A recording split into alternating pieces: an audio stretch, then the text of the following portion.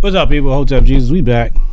That Hotep Jesus dude. That Hotep Jesus dude. Welcome back, everybody. Hope everybody had a wonderful weekend. I'm gonna go ahead and tweet this out. Shout out to everybody who shared the stream already. I appreciate you guys. Are the real MVP. Wonderful presentation lined up for you as always. Shout out to Hannah Made It Color Genius for sharing this stream. You are appreciated. Let's pay some bills really fast. Let me see. What screen is this? Do I need the screen up? Let's close some tabs out. Let's leave you guys here so I can see the chat. Let's close this out and then I'm going to show you something. I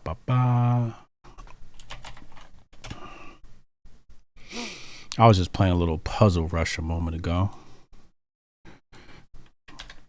We have to make chess popular. We have to make it the sport of the world. It's imperative. I would like to contribute to making chess the most popular game in the world. So I'm doing my part to make sure this happens.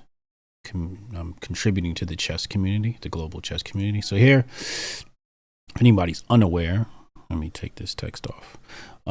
You can sign up for my mailing list. I write a daily mailer out to people, helping them get their life in order, helping them build high net worth relationships.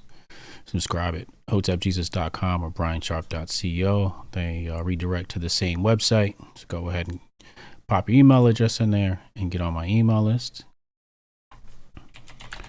Also, hotepnation.com is dedicated to homeschooling America. We currently have 45 donors, with a total of $3,191 donated to assist the existing homeschooling community and help people transition to homeschooling and people who have left and want to transition back. So it's our mission. The more we raise, the more we can do. So truly appreciate you and all the coins that you can spare. As you already know, we start these presentations off with take a look at the trending topic. So let's go ahead and do that now, and then we'll get into today's feature presentation about the Nazis.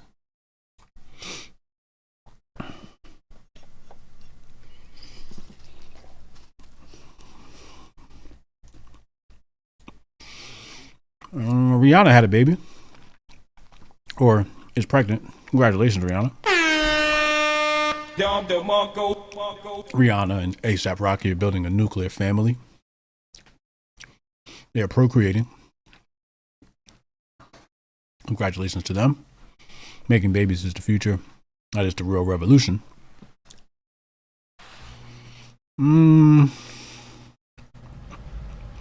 Uh-oh. Oh, shit.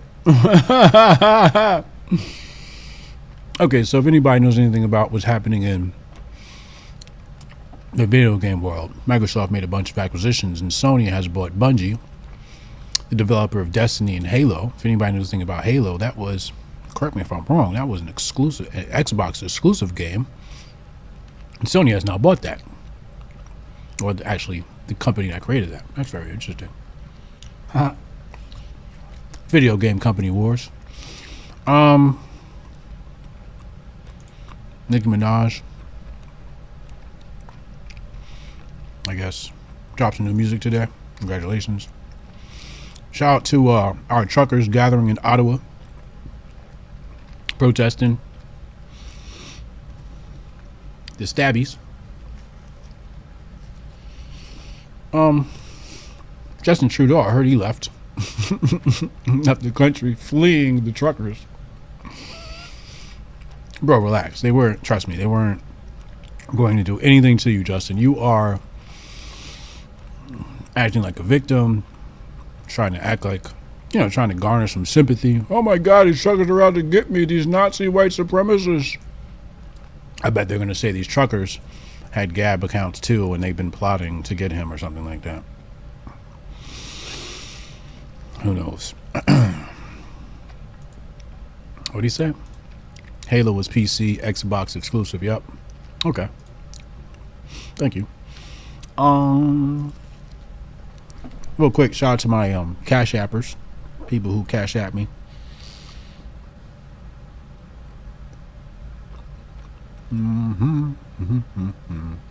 Let me see.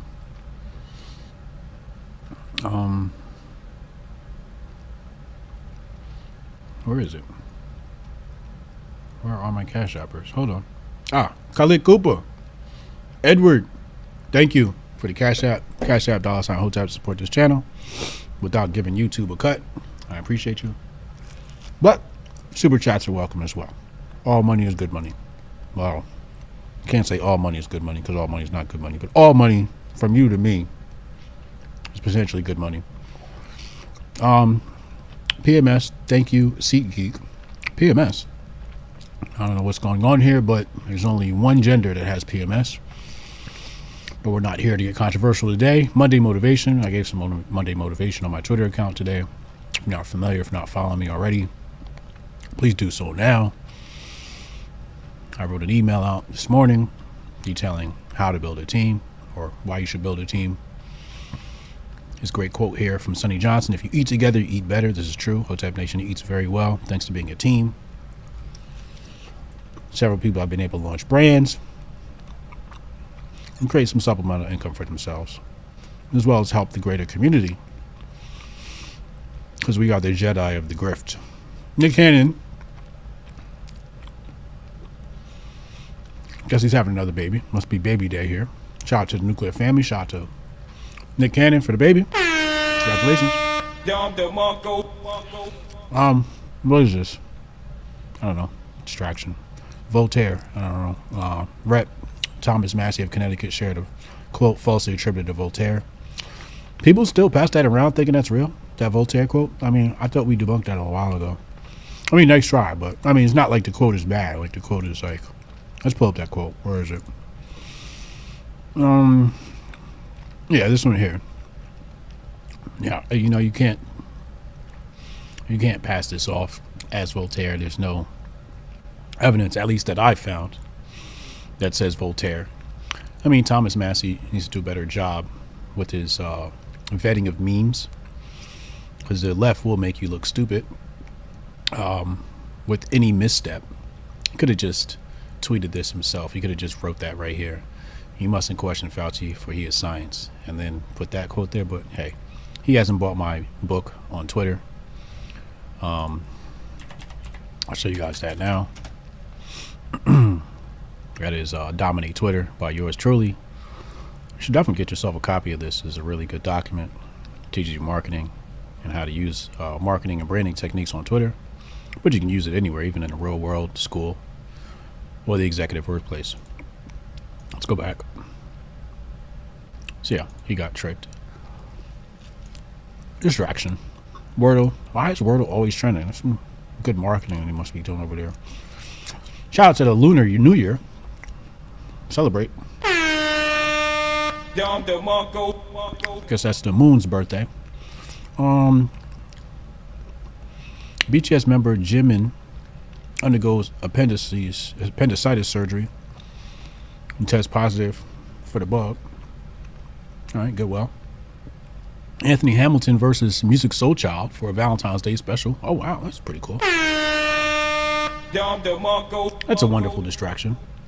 Leatherface is back after 50 years and hunting down influencers. Texas Chainsaw Massacre returns. 50 years. I could have sworn there was another one of these movies. Anyway, distraction. Nazis is trending. We'll be talking about that in just a moment. MLB, distraction. Baseball's not a sport. HBCUs, just in, campus operations are disrupted. Police are investigating after at least 6 historically black schools in the U.S. received bomb threats. I guess that goes right alongside of this Nazi article. Is it already time to like turn black people into victims? Oh, midterms are coming up. March 1st, I believe, in Texas. Got to get us back in the booth. Get out there and vote, black people. People are out to get us. And the only way to stop them is to Vote. Square Enix. People wonder if Sony or Microsoft plan to acquire developers and studios that have created iconic Nintendo games. I hope Microsoft does not buy Square Enix. I enjoy my Final Fantasy games. Distraction. Fans celebrate. I guess there's another Korean woman. Congratulations. Happy birthday. Kid Icarus. Hey, distraction. The fuck is up with these? It's K-pop day or something? WWE. Distraction. Black History Month. Damn. It's not even February 1st yet. Okay. Happy Black History Month. I should do a Black History Month presentation tomorrow and just completely destroy the holiday or celebrate it.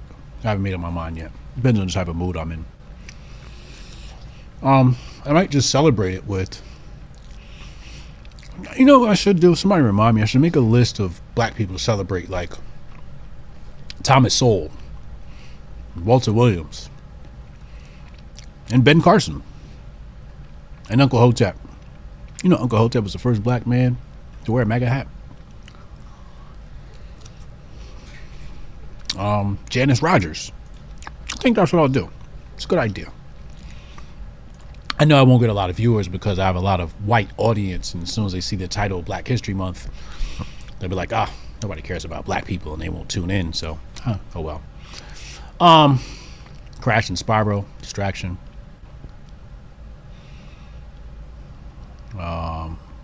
Ravens information, distraction. Jim Ryan from PlayStation has confirmed Bungie will remain independent and multi-platform. Okay, so that's fake news that Bungie will be purchased. Soccer news, distraction. What's going on with Governor Newsom? Some criticize Newsom's mask mandates. Oh yeah, this guy is telling people. Hold on, let me exit Slack. I was working with the team this morning. Let's quit Slack. If anybody's not aware, I'll show you right now. Project I'm working on. Coinbase app. You can purchase Bitcoin. Purchase Bitcoin from the Hoteps, man. Coinbase app. It's great for boomers. This is Bitcoin for boomers. That's how I call it. Bitcoin for boomers. You don't know what you're doing? Use our site. It's the easiest way to get involved. Anyway. So this is Governor Newsom. He tells his constituents, wear your mask. And then we catch him with Magic Johnson, who has beaten the virus all on his own, separate virus. And here they are, maskless, hanging out. I'm sure there's people on the internet who have made entire videos about this and grifted off of this. I don't have time for it. It's low-hanging fruit. I'd rather dive into a different distraction today. So let's get into our distraction of the day. Today's presentation is a distraction. I'm going to be honest with you. It's a distraction, but I found it to be a good reason for me to come on YouTube today. So we're going to dive into this article.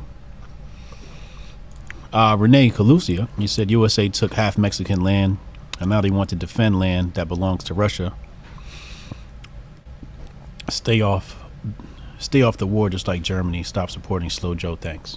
Thank you for the super chat. Appreciate you. Chat, how y'all doing? Roll call in the chat. If you're here, press 1 in the chat. Let me know you're alive. It's time to talk about some Nazis. We gotta talk about Gab, white supremacists and white nationalists. I'm actually really scared. I'm frightened. White people are out to get me, apparently. And we're about to read about these white people out to get us as soon as I finish my pizza. Some of you are like, this nigga's chomping in my ear. I'm so sorry, but I'm not sorry. Yes, I am chomping in your ear, but I'm hungry. And I have to eat. I'm eating this wonderful piece of pizza. Hey, one's in the chat. I see y'all. What up, Trish? HJ eating poisonous seed oil pizza, shaking my head. Yeah, bro, I'm terrible, man. One of these days, I'm gonna get my diet right. Again. Eagles in Cycling said, I'm white. I ain't out to get you yet. He said, I ain't out to get you. Well, I read that as, you ain't out to get me yet.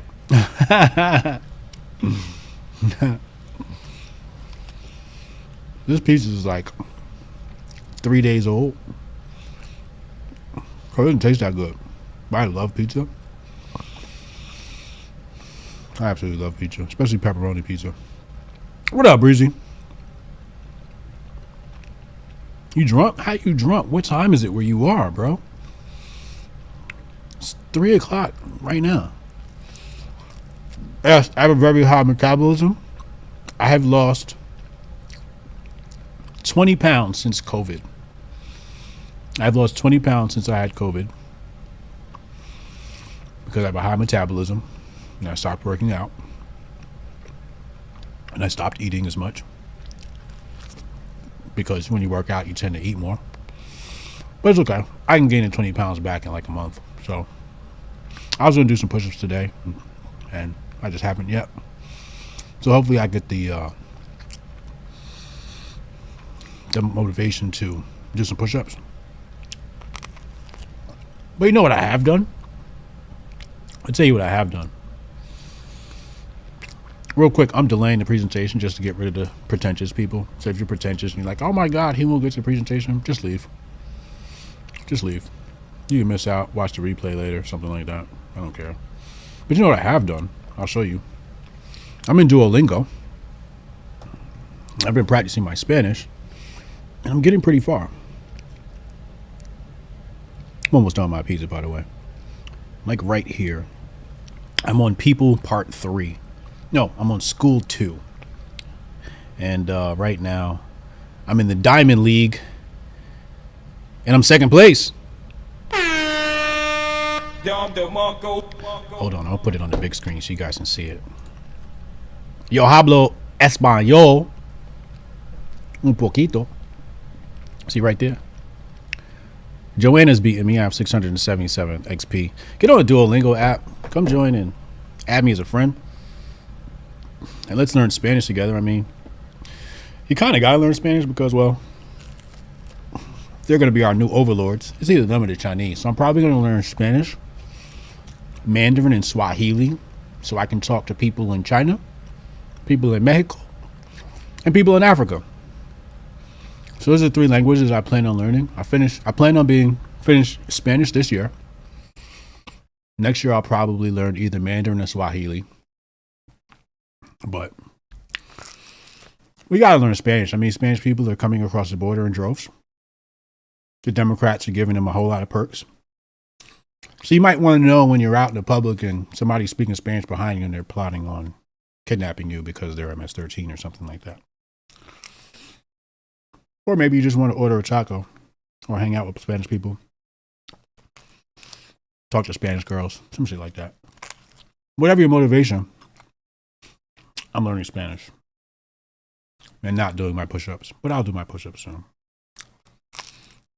The problem is, when you have good genetics like I do, my body gets in shape really fast.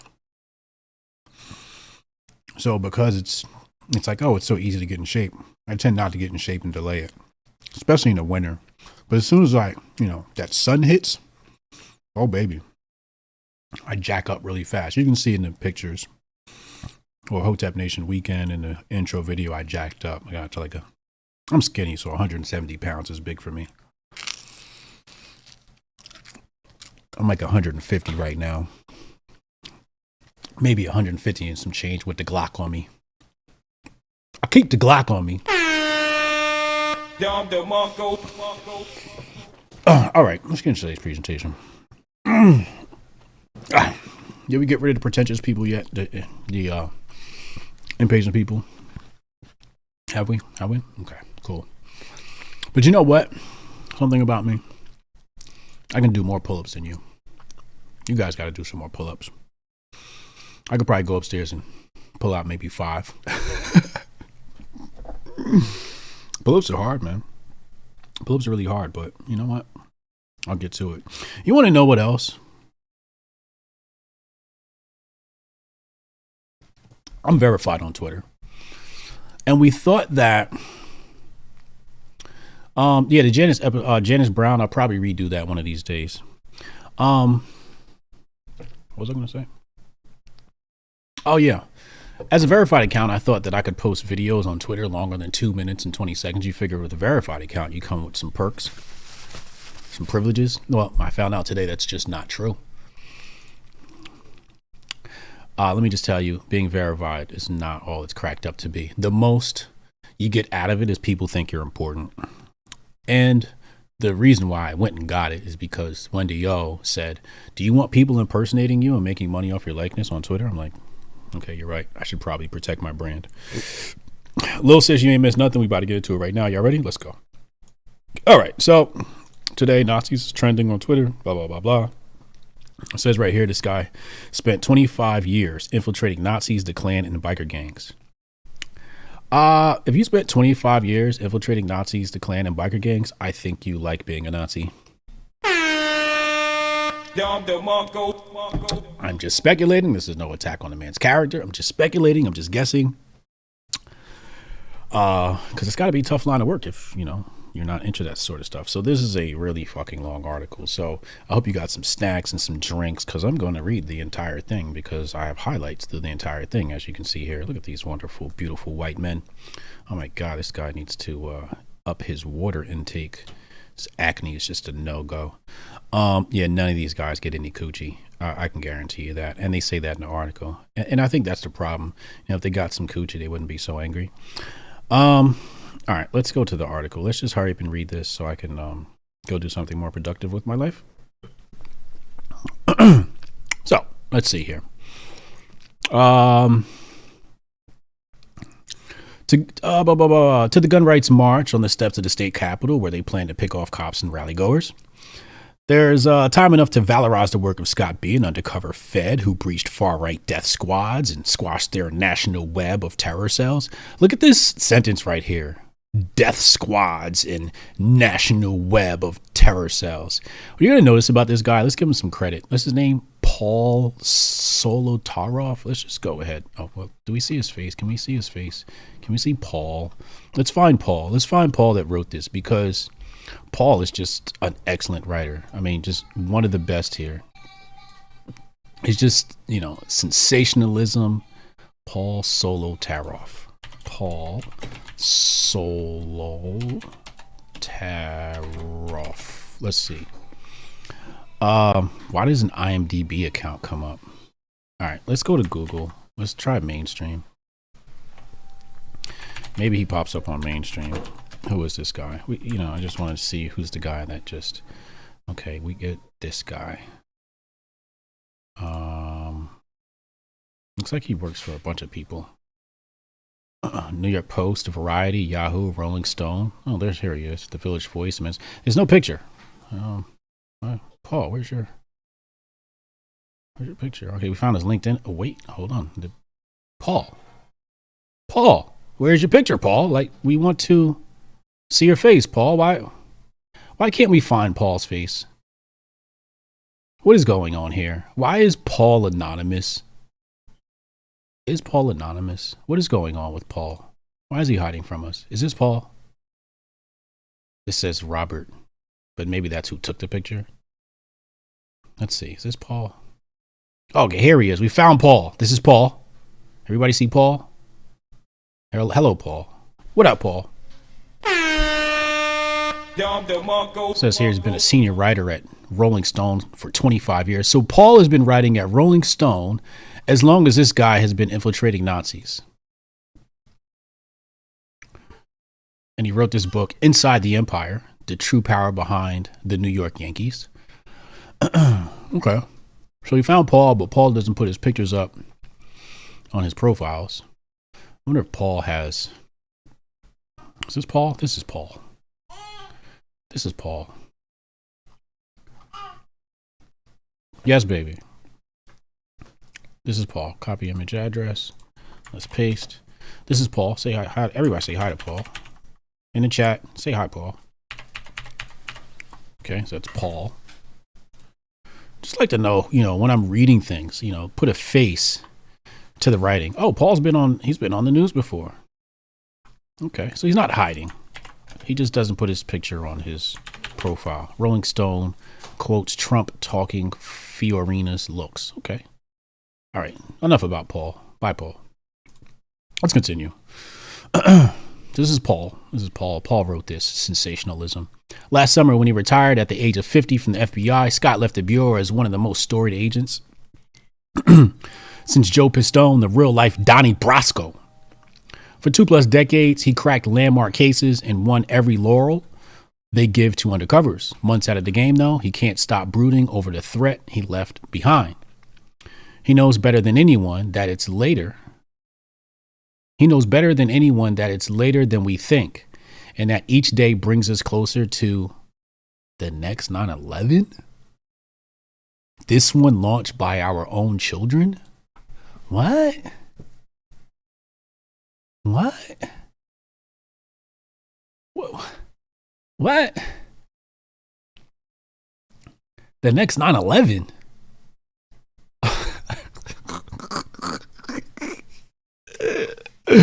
Paul. And they saw put your picture right here on your profile too, Paul. What? The next 9/11. All right, let's continue. It gets worse, I promise you. Actually, I don't even know if it can get worse than that. I take that back. Maybe it's not worse. I forget. I made the highlights. I can't remember if anything's more egregious than calling this next 9/11, but let's continue. But first, we need to talk about the ram, because that ram, actually a terrified goat with diarrhea, died for all our sins of the past 4 centuries. Now, when you read this paragraph, you're just going to be like, what? After you reflect on what he just said, right? I'm going to repeat that again. I'm going to read that sentence again, just so the you can put some context or just some hilarity, some humor to the paragraph I'm about to read. So he says, but first we need to talk about the ram, because that ram, actually a terrified goat with diarrhea, died for all of our sins the past 4 centuries. Okay, let's continue. It is Halloween evening 2019, and Scott, undercover coordinator for the FBI and special agent dispatched to its Joint Terrorism Task Force. So the FBI now has a Joint Terrorism Task Force. Is shivering in 3 layers, including tactical gear, in the pitch black woods of northern Georgia. He has infiltrated a domestic terror group called The Base, posing as a former skinhead who calls himself PaleHorse. Now, when I saw that, obviously, it reminded me of the book I keep on my desk. Everybody knows the books I keep on my desk, and there it is, Behold a Pale Horse. So I'm like, okay, I get it. I get the reference. Cool name, Mr. PaleHorse. Let's continue. And is expert in hand-to-hand combat. Okay. Scott and 11 base members are walking. So this is 11 people.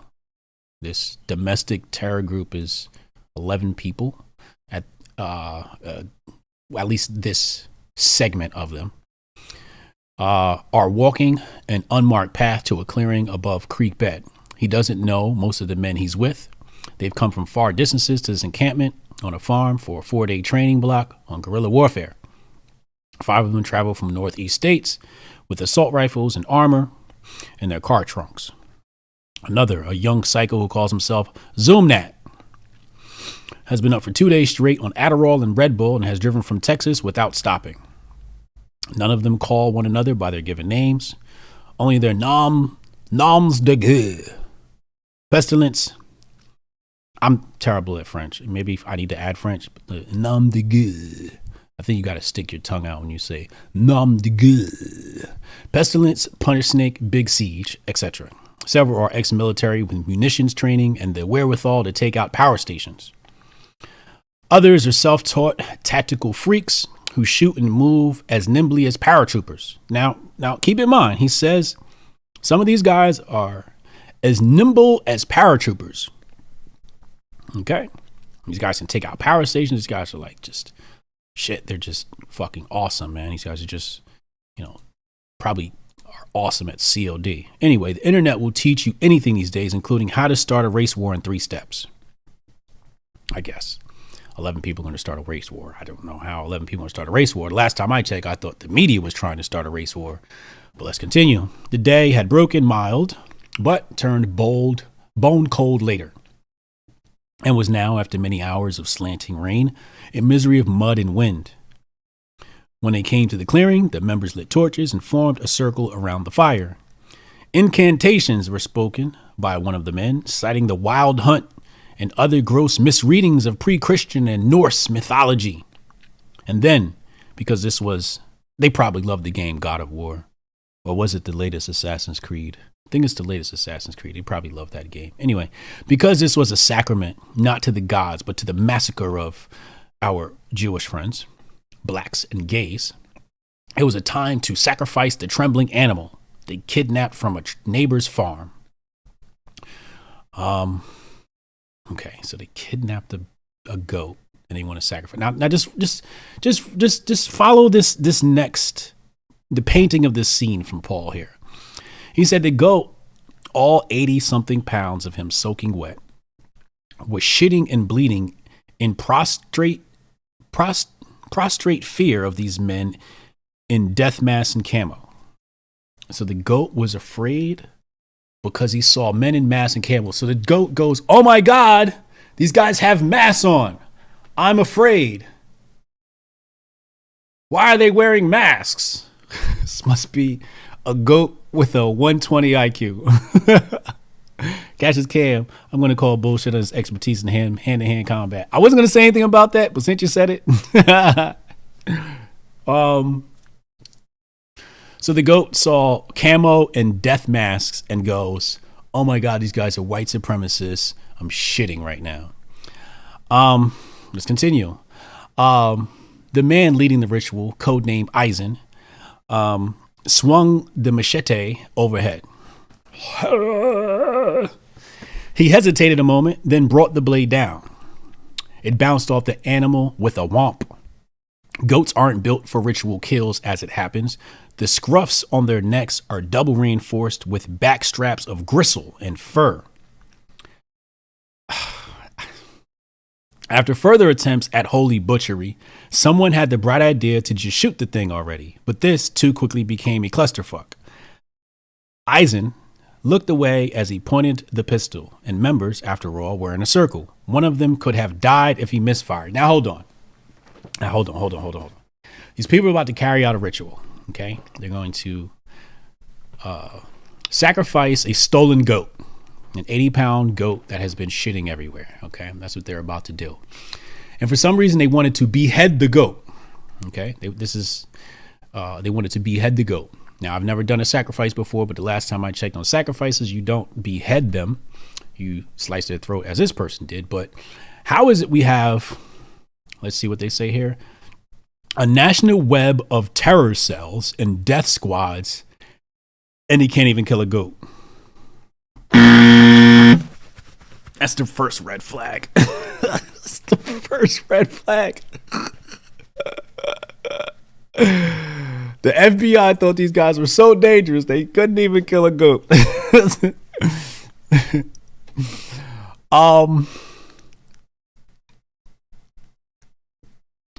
Hold on, before I go back to the point. And so Scott, who in real life is a sniper grade marksman who teaches his fellow goat how to shoot, stepped in to school the young neo-Nazi in the rudiments of gun safety. But the goat didn't die after the single headshot. Its legs kept flailing, as if to taunt Eisen for being such a weasel. Finally, Eisen put a second slug in him. Now the dark sacrament could begin. These people cannot kill a goat. They tried. The first attempt with the machete and fail. They shoot the goat in the head. The goat is still alive. This is the strongest goat to ever exist in the history of humanity. Now, chat, I don't know much about goats. Tell me, is there some like metal plate that they're born with that, you know, at the back of their head that just stops them from being beheaded or something? Somebody help me out. So this, what they say, web of terror cells and death squads are failing at killing this goat. I just want to know, if you're going to do a sacrifice, why didn't you just slit the goat's throat from the very beginning? I thought that I've seen a lot of movies. Okay. And usually if somebody does something wrong, you behead them, right? An execution. But sacrifices, you usually just slit the person or the goat. I've seen them in the movies before. I probably read about them. You take the goat, the animal, whatever, you slice his throat, it bleeds out, and that's the sacrifice. How they came up with a machete and a gun, I don't know. This story just sounds crazy. Anyway, someone slit the animal's throat. Slit the throat's animal. I'm dyslexic, so you guys have to bear with me. Sometimes I say things backwards because I'm dyslexic. I'm sorry. My brain processes things way too fast. So someone slit the throat's animal and filled a chalice with the blood that came glomping out. So now they're drinking goat blood. The men passed the chalice around the fire, each taking sips from the cup. By the time it got to Scott, though, the blood had somehow chunked into dim sum lumps of plasma, and oh, hell no, he's not drinking that mess.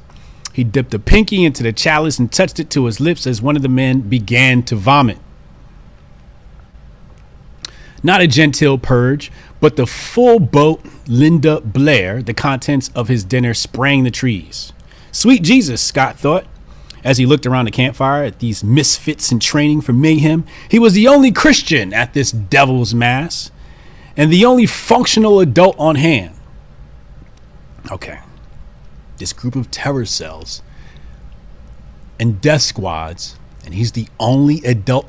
How are these people dangerous? They can't kill a goat and they're a bunch of kids. This is who the FBI is going after. I'm sure they could find somebody else. I'm sure local police can handle this. I'm sure. SWAT somebody. State police. State police couldn't handle these kids. Yo, you couldn't get a state cop to infiltrate this group. You needed the FBI. FBI, I know they had to have more important things to do. All right, whatever. While some of the others took hits of acid and spooked themselves by talking to the severed goat's head. So now they're high as shit talking to the goat head. Hey, goat. So I guess they finally did cut the goat's head off, or maybe they're holding the goat as it's his head as it's attached to the body. I don't know. Just so many questions about this story. Scott stood as close to the fire as he could. It was so effing cold and I couldn't warm up in my truck. I was taping the whole thing on an audio recorder. You were taping this goat ritual on your audio recorder. Great evidence, bro. Cassius came and said, I grew up ranching. I've killed a goat on accident. Bro, I could never imagine a goat. That machete must have been really dull if there was in fact a machete in the story. Well, anyway, Aztec Mecca, I watch your content before Rogan's. Peace and love. Please do not diss Rogan on my platform. Rogan is the greatest white man to ever live. Thank you for the super chat, but please do not put Rogan before me. Rogan is the GOAT, and I don't mean the GOAT in this ritual.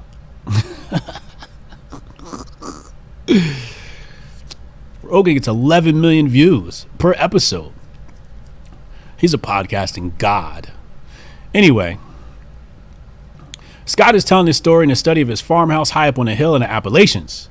It hunches like a fort on its timbered perch, with assault rifles and armor in the linen closet, and kill shot sight lines of the unmarked road running past his drive. Kill shot sight lines. That's pretty interesting. He's on his shit. Okay, as he talks, he screens footage that he took of those men through the hidden cam on his person. It was wildly risky work, taping terrorists with long guns in woods miles from his support team. It is no less risky to be showing this film and revealing these details for mass consumption. But you're doing an interview with Rolling Stone, okay? And you took a picture. Anyway, Scott has never been... Look at this. Oh, no, it's just dangerous for me to tell you about this and show you this, but... Hey, take my picture holding this gun. How cool do I look? I'm badass. Look at my tattoos. Look at this Norse cross on my arm. Wait a second. Oh yeah, Scott might be a white supremacist himself. Speculating, I'm not saying he is, just potentially. Anyway, let's continue.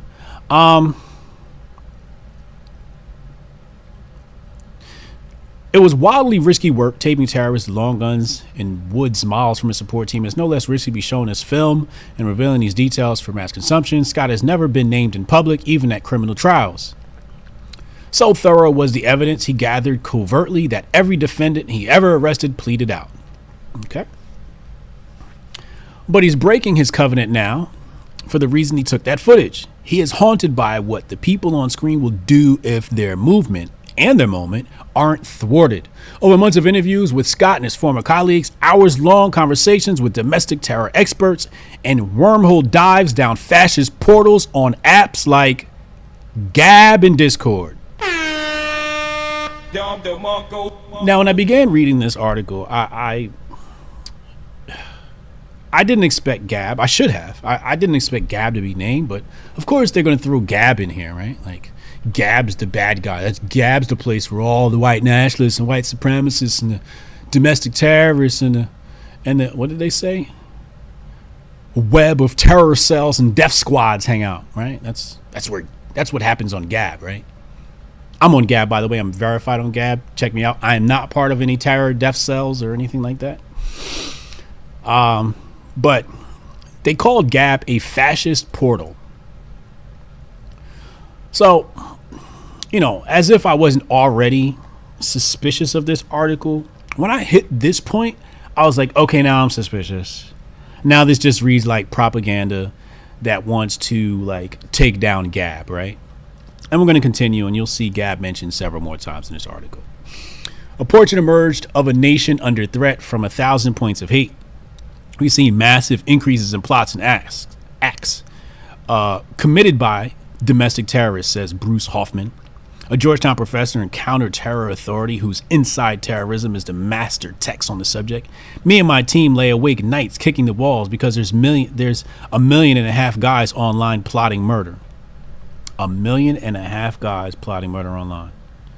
If there are 1.5 million guys plotting murder online, like, where are they? 1.5 million? Come on, bro. Stop it. Stop it.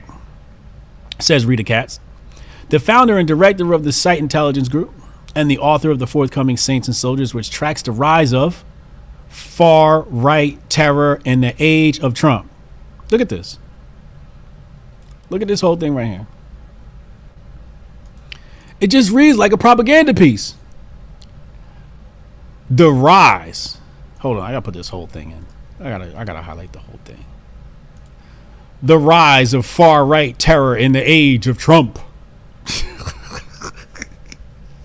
The age of Trump, it was one presidency. What? The far-right terror in the age of Trump. Paul, stop it. Stop it. You're grifting. Stop. Somebody nominate Paul. Somebody nominate Paul. Please, somebody. Anomaly's been nominated. Shout out to Anomaly. Please, somebody nominate Paul. Paul Solotaroff. Solo tariffs. Somebody nominate Paul, please. He's just doing too much right now. He's just doing way too much. By the way, if you haven't seen the Grifties, go to grifties.com. Watch the wonderful Grifties. Wonderful presentation here. As you can see, featuring people like Jason Whitlock. Shout out to Jason Whitlock. Okay, anyway. Enough promotion. Enough grifting. All right, let's get back. So far-right terror in the age of Trump. We're in a business where we can't be wrong once, says Scott. And there's way more of them than us undercovers. Okay? Ask him how he endured those spectral hours in the morning of such fools. Scott stiffens up and pulls pictures up on his phone.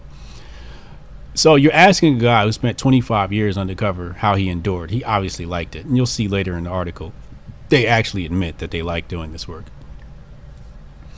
I ask him how he endured those spectral hours in the company of such fools. Scott stiffens up and opens his picture. He flashes the photo of a teen with a bowl haircut and a sunk chest, scarecrow build is Dylan Roof. Y'all know Dylan Roof. He killed 9 people in the church. Scott, why is that picture on your phone? Or did you Google it? Or did you hang out with him? I don't know. And he flashes a photo of a crew cut dork and glasses is Patrick Crucius.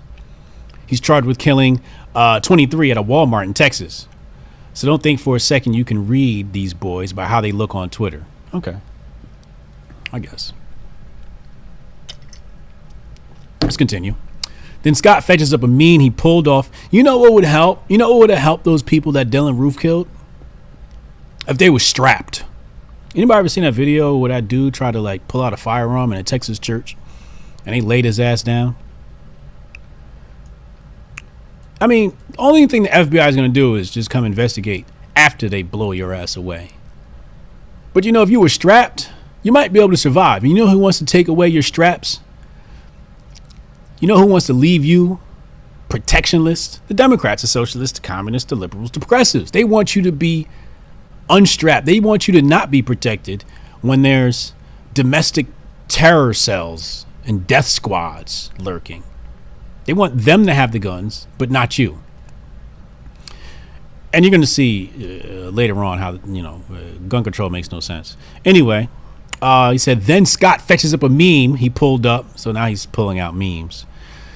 What a boomer. Pulled out one of the phone apps where rageful kids meet up. It is a viral poster of the so-called saints who inspire white terrorists worldwide. At the top is Saint Breivik, as in Anders Breivik, the Norwegian who slaughtered 69 people at a summer camp for kids, and another 8 in Oslo with a van bomb. Just below him is Saint Tarrant, as in Brenton Tarrant, the Australian who murdered 51 people in a pair of New Zealand mosques. That was terrible, by the way. And I'm not going to go down the Alex Jones conspiracy theory on that. I'll let you guys speculate that down in the chat. Just tread lightly, please, because the algorithm is watching. 2 down from him is Robert Bowers, the Pennsylvania trucker who allegedly slew 11 at a synagogue in Pittsburgh. This meme is a totem pole for Nazi youth in training, the standings in a pennant race of killers, bracketing their stat lines in a phrase in a block chalk. Will you make it onto the leaderboard in the fight for white survival? Okay, so here are some of these white hooded gentlemen. As you can see here, they're pictured burning a cross. And here are some bikers. All right, I guess this is this Scott? Yes, this is Scott here. So this is Scott looking like, is that Nash from WWE, NWO? And here he is without his beard. That's Nash in his cop uniform. I'm sorry, Scott. Scott doesn't look like any Guardian you've met, unless by Guardian you mean the cooler at a Vegas strip joint who keeps the drunks off the girls with a black-eyed glare. He's been lifting all his life and has the setup to prove it. Mailbox quads and meat plow arms. Paul, remember I said I wanted to give Paul his props. Like this, just mailbox quads. I want to Google this and see if anybody's ever used this before. Let's see. I'm going to search DuckDuckGo.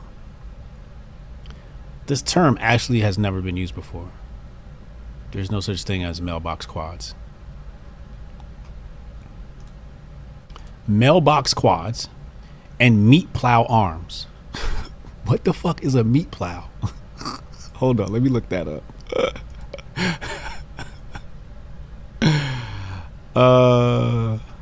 What's a meat plow? Is it a bike? What is a meat plow? White folks, I know white folks in here. Can you please tell me what a meat plow is? That sounds like some white people shit. Meat plow, referring to the shape of the penis. What? Plows through the interior. What is going on here? Yo, Paul, what is going on? What is going on, Paul? Oh my God, I regret looking that up. Let me stop looking up stuff. What is going on? I'm so sorry, y'all. Chat. What is going on here, yo?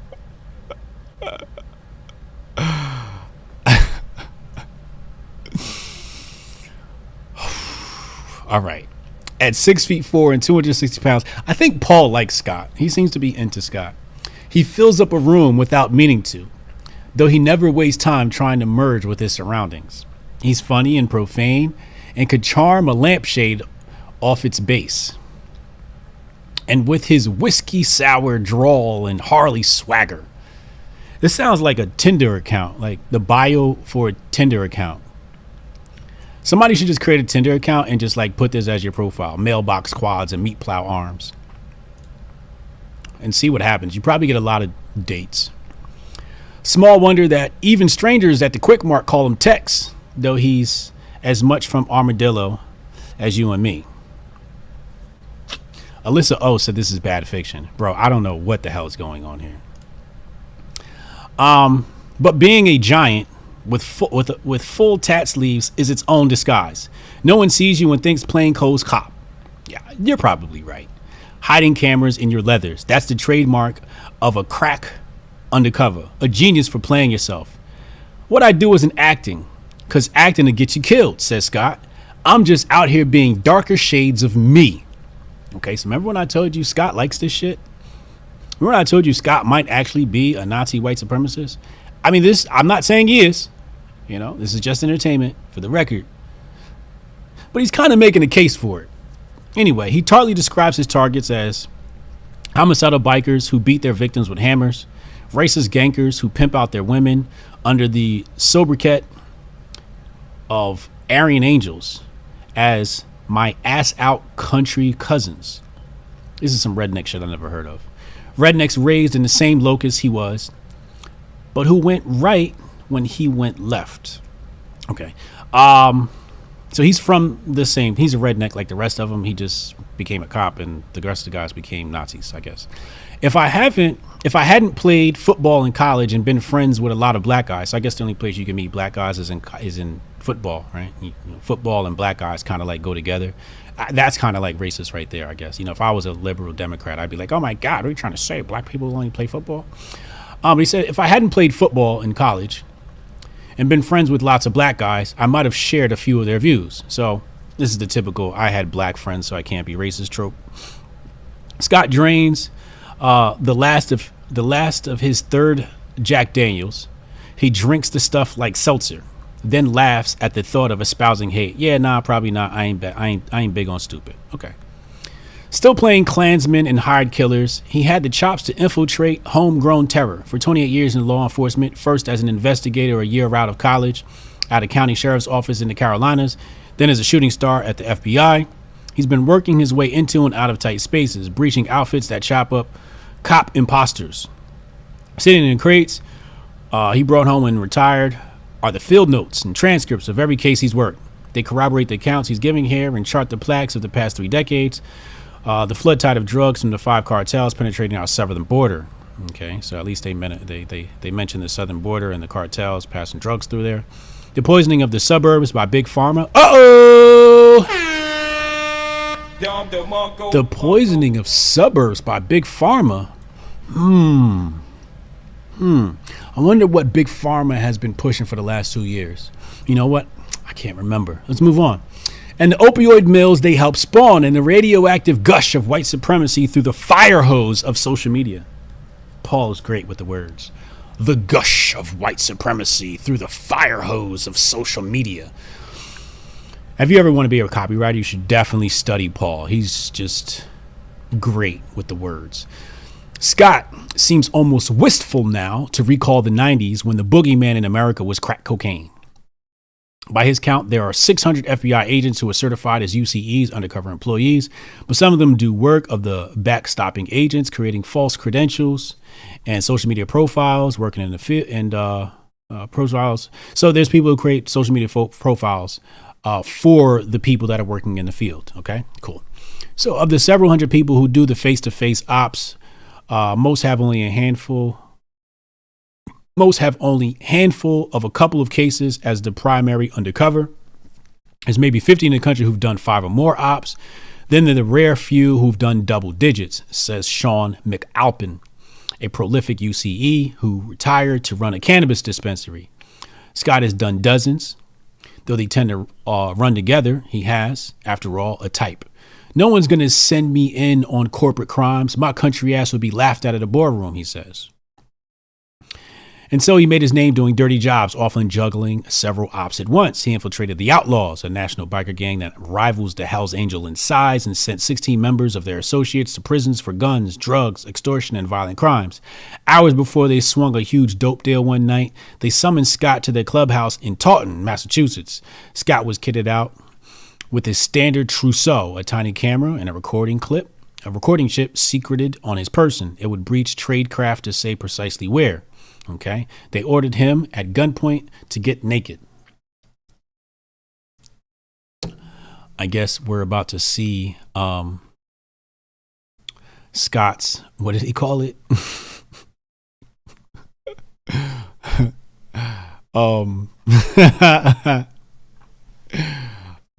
Mailbox.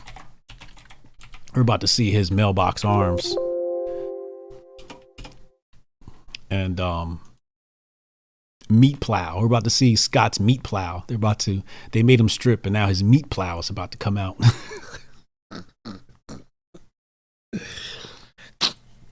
Scott was stunned. He'd been undercover for 18 months and committed 6 crimes with them already. Okay. So FBI is committing crimes with these people. I don't know what to say about that. I just would like to, I don't know the stipulations and statutes for entrapment, but I'd like you guys to keep that in mind as you read this and tell me if it's entrapment. I'm no attorney. I can't say. I have to ask legal mindset on this. Not going to lie to you. Scott says my butthole was knitting a sweater. This is some redneck talk right here, yo. My butthole was knitting a sweater, going chicka chicka as I stripped. Chicka chicka chicka. What does it say? Chicka chicka chicka. My butthole was knitting a sweater, going chicka chicka chicka as I stripped. What? My butthole was knitting a sweater. Anyway, they searched Scott and his garments, but missed the micro camera. It was in his butt. A providence he chalks up to his God. Later, at one of the strip joints they called home, his adrenaline dump turned to rage. F you, mother effers, Scott hissed, turning purple. Tomorrow, before the drop, I'm making all you bitches strip. Okay. Should have had that same energy when they made you pull your meat plow out. Anyway, next up was Operation Poetic Justice. A sheriff's office in the hillbilly. All right, so this is something about some hillbillies. We'll skip that paragraph. Some hillbilly cops, just like doing dirty, just dirty cops, basically. Dirty hillbilly cops. All right, so this paragraph is funny. It says, compound that criminal dimension with fanaticism, and you get the pretzel logic of white power. In the hate groups that he breached, Scott encountered credos that only cracked out satirists could conceive. One night, he sat up drinking bourbon with a Klansman who laid out a dual seed theory. Now, peep this. In the Garden of Eden, it was Adam, Eve, and Abel. And Abel, born of Adam, sired the white race. Then came the snake with forbidden fruit. Only the fruit was Eve sleeping with the snake. The snake, being Satan, fathered Cain and the mud people, starting off with our beloved Jewish friends. Then you got your blacks, gays, commies, and Asians. They're all, as he says, the seed of Satan too. Christians can off them. And it ain't a sin to do so, since they're hell spawn and don't have souls. All right, so this guy is like twisting the Bible, I guess. He says the names of the demons changed as Scott roved the racist circuit. Lizard people, beasts of the field, short-faced bears. The rules changed too. Even under the same flag, Aryan Nation disciples in the state of Tennessee traffic dope and guns and pimp their girls on Backpage off into black and brown Johns. You got to be the worst type of racist to like pimp your women out to black guys. Like, I don't know. Maybe it doesn't defy white supremacy. I don't know. I'm not a white supremacist. I don't know how they think. Anyway, This raised the hackles of the Right Reverend Richard Butler, who founded Aryan Nations in the 70s. From his compound in Idaho, he sent cease and desist letters. All right, so this is just basically about some priest who was became a white supremacist with them as long as they joined the church. Okay. He said he challenged him. Why do y'all hate blacks so much? He goes, they're lazy and they mooch off their family in the I think this means the country, but it says county. I don't know. And they mooch off the county. I said, okay, so where you living these days? He said, well, right now I'm staying by my girlfriend's mama's. Right. And what do you do for work? Well, I'm kind of in between jobs at the moment. I just started laughing and said, is it me or are you the very thing you just described hating?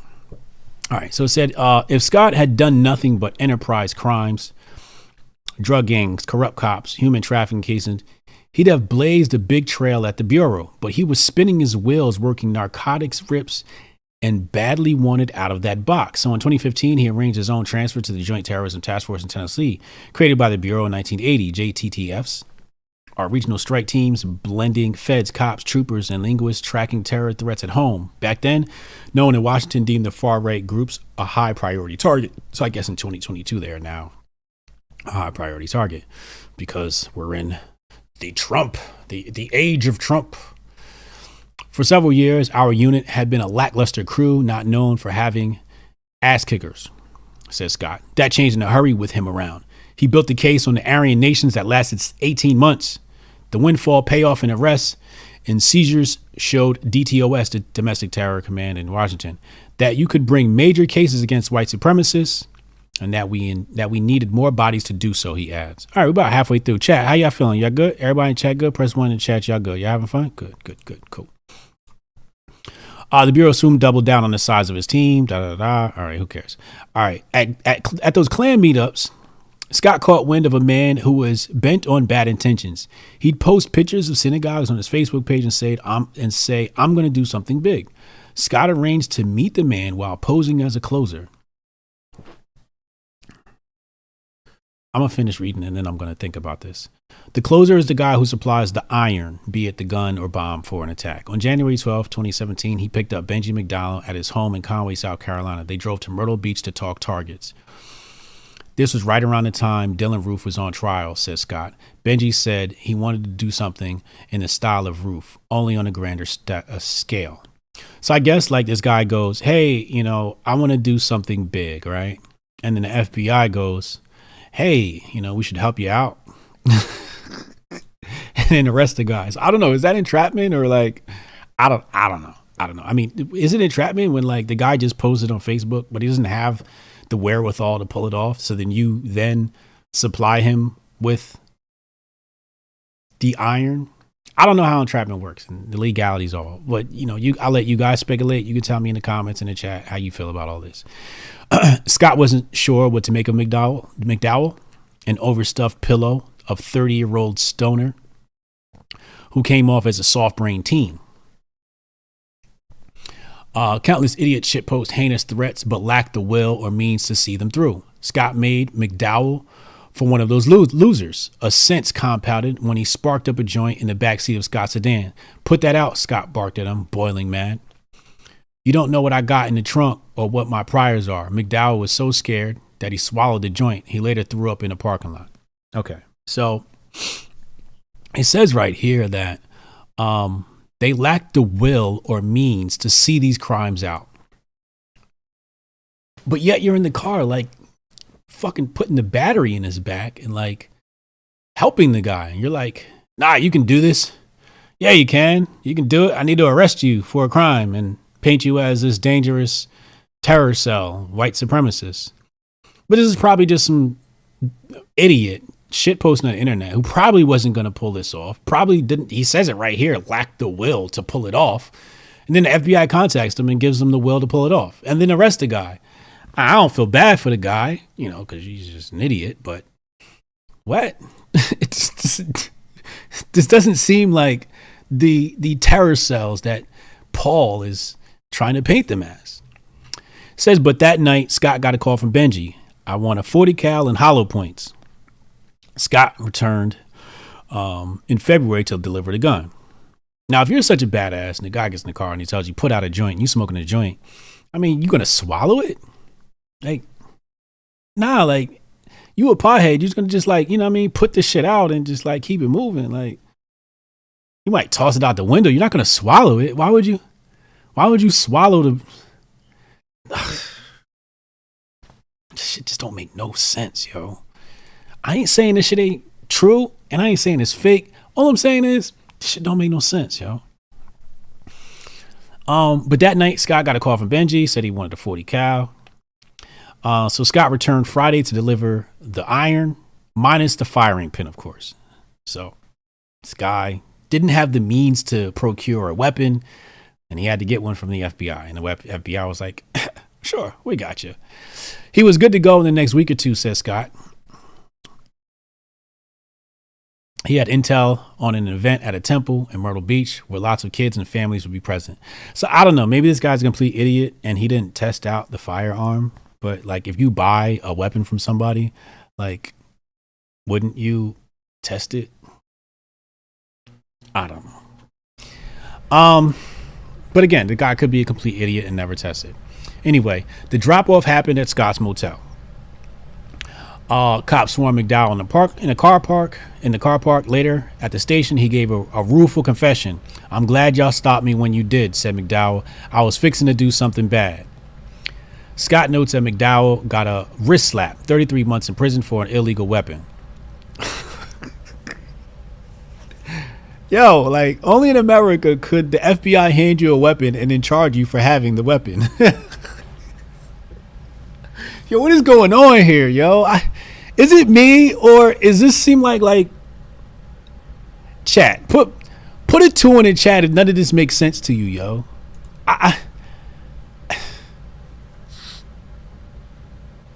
Help me, yo. Does this make sense to you?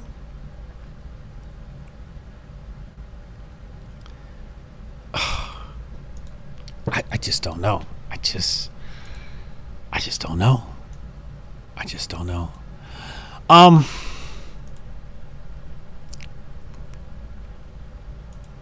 Okay, the chat has put 2s in the chat. Okay, so I'm going to try and finish reading this.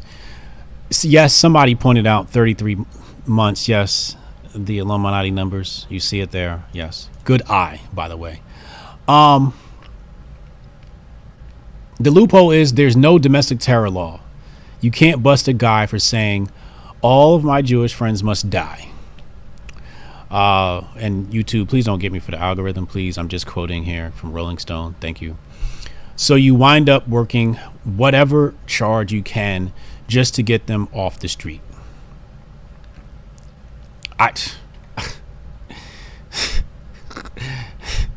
All right, let's continue.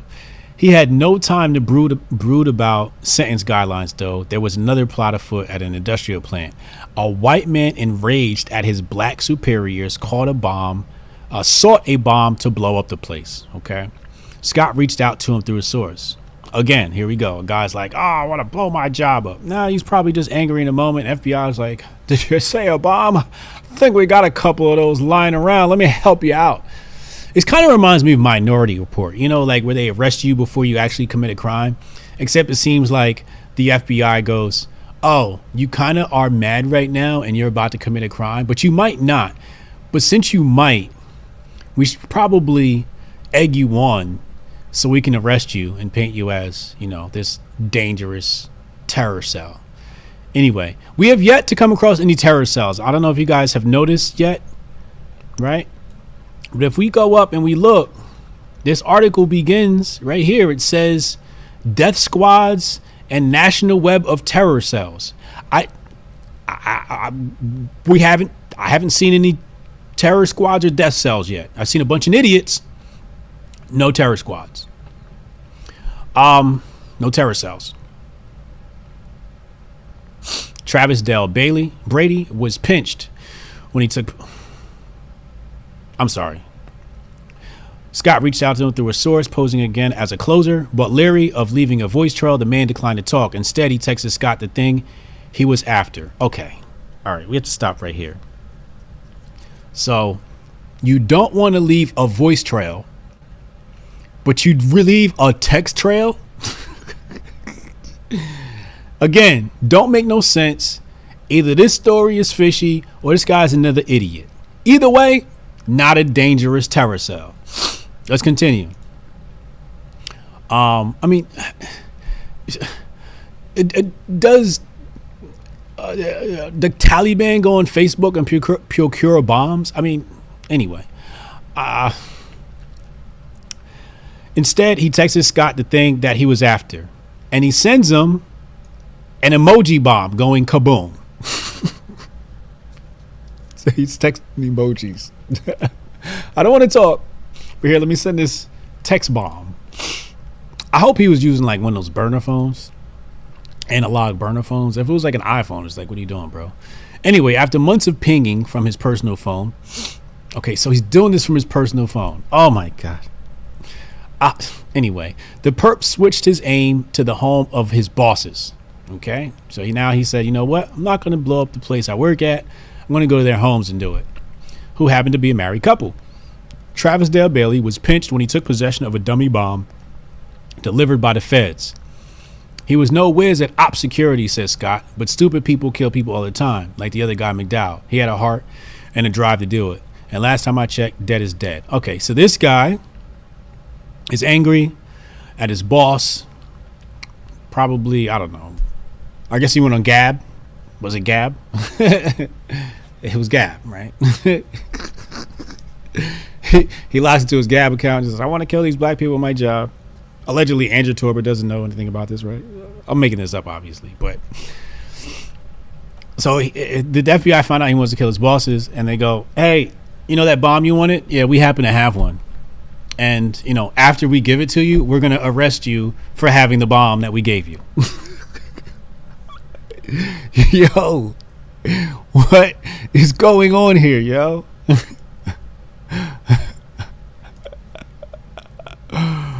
Are they allowed to do this? Is this entrapment?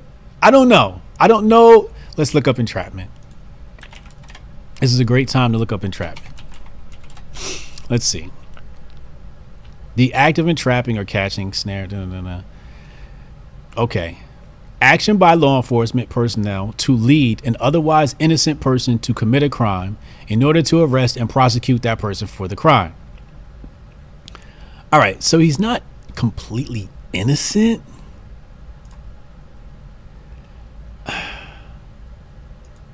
Okay, so that's the dictionary definition. So here, based upon legal-dictionary.thefreedictionary.com, I don't know if this is good legal advice here to read this, but it says entrapment is a defense to criminal charges when it is established that the agent or official originated the idea of the crime and induced the accused to engage in it.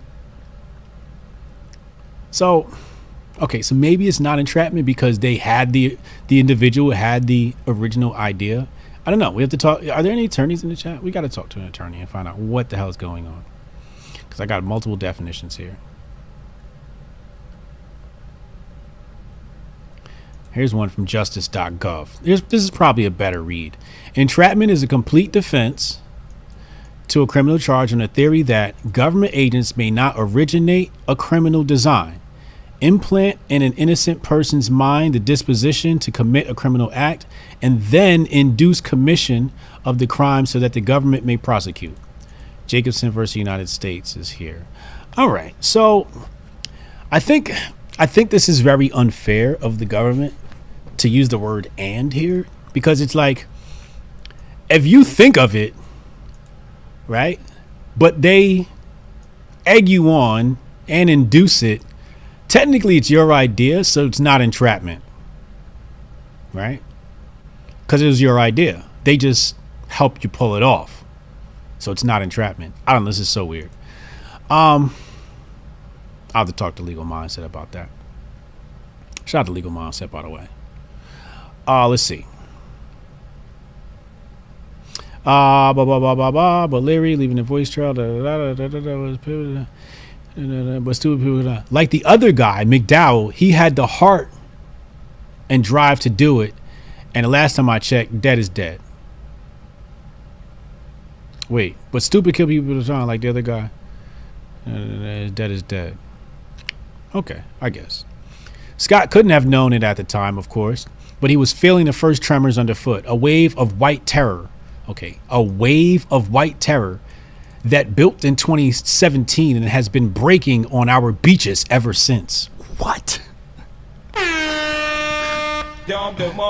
Paul, stop it. Stop it. A wave of white terror that built in 2017 and has been breaking on our beaches ever since. Like this is Normandy or something like that. What is going on? There were horrific hate-based murders in New York and Portland, Oregon that spring. Then, come summer, the deluge, Charlottesville, Virginia. For 2 days, men with long guns paraded Nazi flags through the streets of that quaint town. Cops and troopers stood by watching as dozens were injured in a festival of hate and horror. Now, I can't say that there was a festival of hate and horror, but let's continue. But even the footage of James Fields Jr. plowing his Dodge into a crowd, then backing up and hitting even more pedestrians after killing Heather Heyer, didn't center domestic terror as a frontline threat. That whole time, I had to fight like hell to keep my Aryan Nation op alive, says Scott. The international terror section where the big dogs, we in DTOS, weren't deemed as important. All right, we'll skip over that paragraph. Here's some neo-Nazi group known as the Base. And, well, so here their eyes are blanked out. We can't see their identities, probably because they're feds. Anyway, let's continue. Those slang were the stumbles of a lethal bunch. 3 members, all Marines in a cell at Jacksonville's Camp Lejeune, if that's how you pronounce that, were planning to take out power plants with homemade thermite bombs. They'd already formed a death squad and were selling no trace rifles to conspirators around the state. A member of Las Vegas targeted a local temple.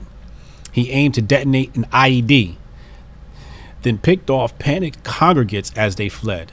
These kids were such blood-curdling posters on Gab that the feds finally acted in 2018. So again here, indicting Gab, right? Because, you know, if they posted this on Twitter, you know, then it's not relevant. But they posted this on Gab. Anyway, or they were Gab users. So again, this is the powers that be trying to indict Gab. Andrew Torba, get low. Get low. This article tells me you are in their crosshairs. I know you have been for a while. But get low. Get low. They're coming for you, bro. Anyway, they sent Scott west as part of an undercover squad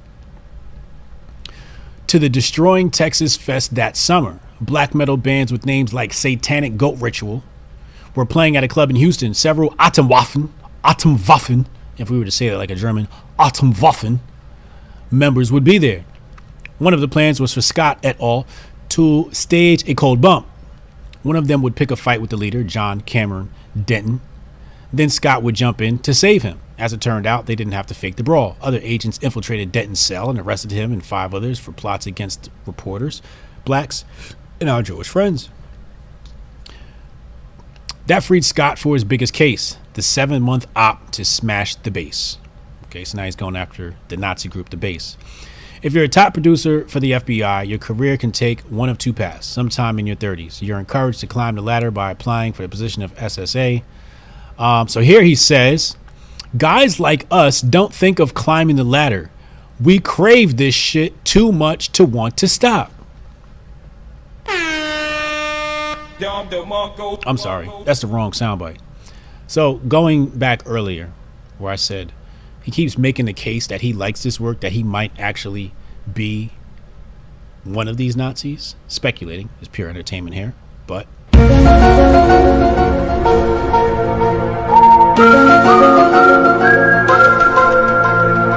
Scott says we crave this ish too much to want to stop. He likes this work. Scott likes being a Nazi. He did it for 25 years. Well, he did undercover work for 25 years. Well, the article says he spent 25 years infiltrating Nazis, the Klan, and biker gangs. So he likes this. He enjoys his work. All right. What did Denzel say in that movie? He said, in order to catch a wolf, you got to be a wolf.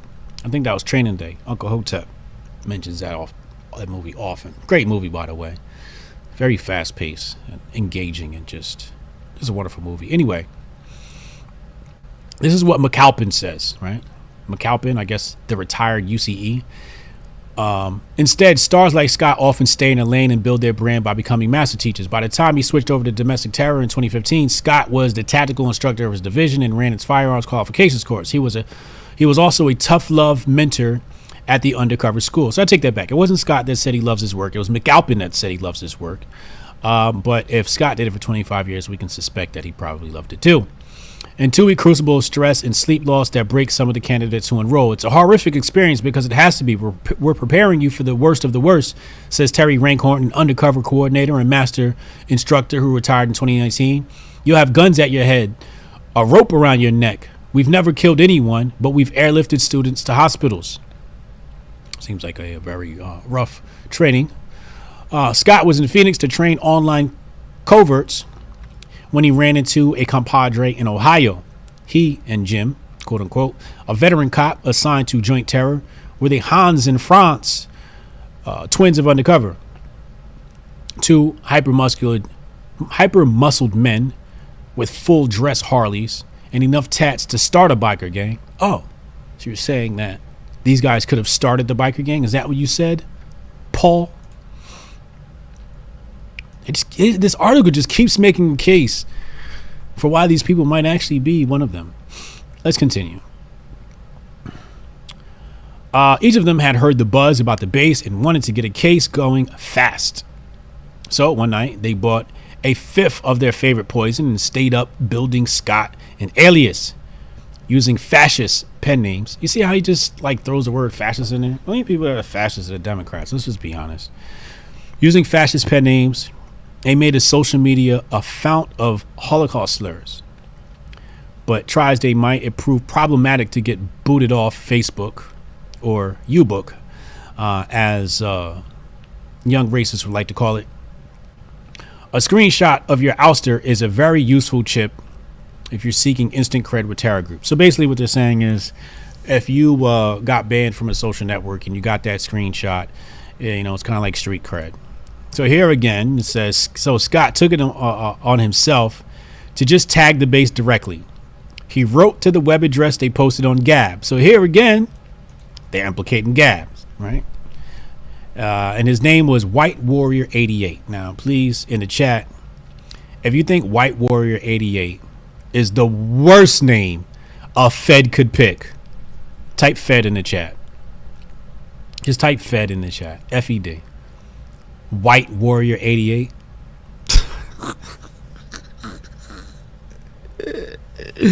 Bro, if I was running a terror cell of white supremacists and you hit me up with the name White Warrior 88, bro, I know you're a Fed. I'm not messing with you. White Warrior 88. Come on, yo.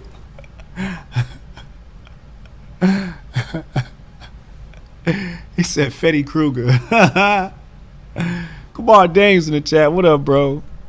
Come on, yo. White Warrior 88. That's about to be a running joke from now on, yo. White Warrior 88. So you have a whole crew of agents, and their job is to make social media profiles for the agents in the field. And these social media specialists came up with the term White Warrior 88. Oh my God. Oh, this just keeps getting better and better. I thought, when it said the 9/11 comment, I thought it couldn't get any worse. It's just getting worse now. It's just getting worse. That night, they emailed him a questionnaire. So they sent him a form, I guess a Google form of some sort. Several days of back and forth led to a voice chat with some of the members, including a man calling himself Roman Wolf. Scott was asked about his combat skills and what he was willing to risk for his beliefs. Accelerationists love to boast that they're leaderless cells and that their crypto skills shield them from being breached. But it had taken Scott a day to reach the base online and a week to speak to their leader directly. Bro, what kind of terror cell can you get into in a week? In a week, you can just join? You don't gotta get jumped in or nothing like that? Like, what's going on, yo? He said Fetty Blanco. Natasha K. Lee says, I want to change my name to White Warrior 80.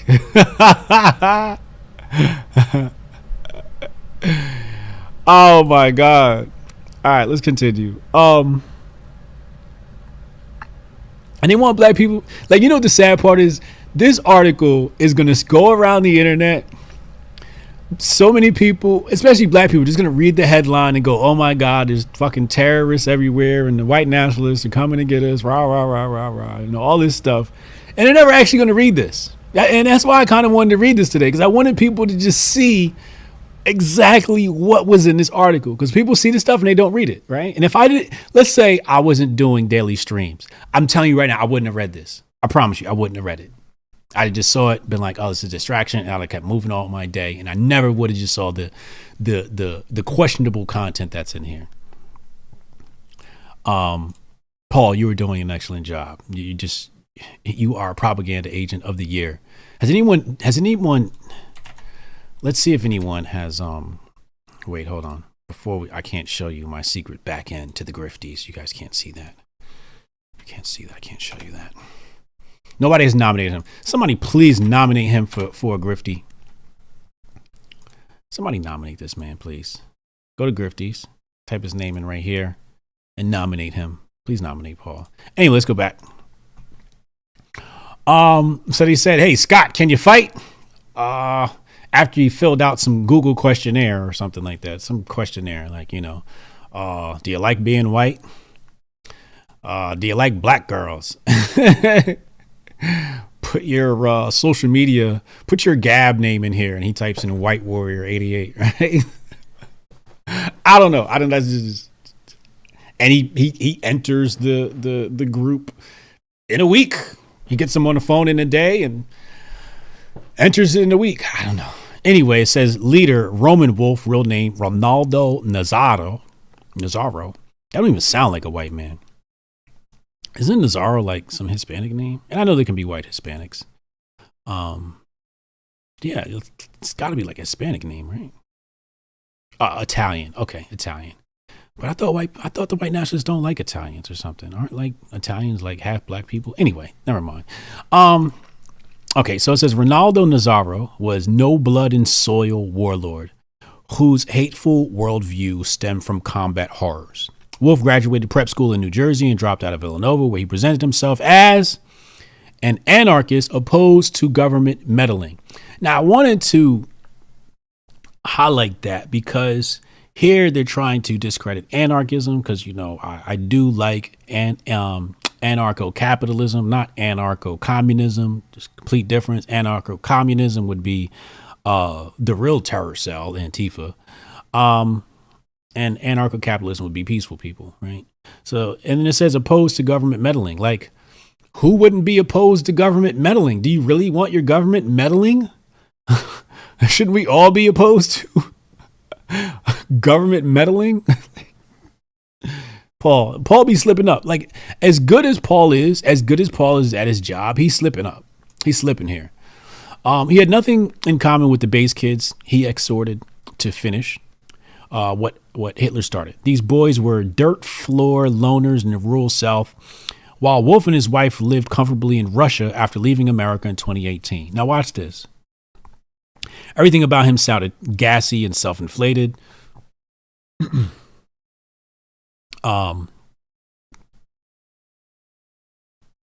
Wait. Okay. Everything about him sounded ghastly and self-inflated, from his credentials as a mercenary in the Middle East to his counter-terror chops at an intel firm. There is evidence that he worked for the Department of Homeland Security from 2004 to 2006, but he didn't learn much tradecraft on the job. The firewall he built around his white terror op has been breached. I mean, what kind of firewall did he have? If the guy got on the phone with you in a day, you can't even get on the phone with Hotep Jesus in a day.